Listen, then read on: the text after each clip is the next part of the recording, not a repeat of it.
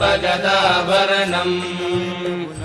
गजनील गजेन्द्र गणाधिपतिम् प्रणतोऽस्मि विनायकहस्तिमुखम् सुरसुर गणपति सुन्दरकेशम् ऋषि गणपति यज्ञसमानम् भव भव गणपति पद्मशरीरम् जय जय गणपति दिव्य नमस्ते गजमुखवक्त्रम् गिरिजापुत्रम् गणगुणमित्रम् गणपतिमीशप्रियम् करधृतपरशुम् गणपानिम् कपलितपद्मरुचिम् सुरपतिवन्द्यम् सुन्दरनृत्तम् सुरचितमणिमकुटम्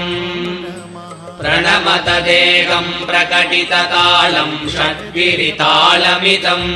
नर्तषड्गिरितालमिदम्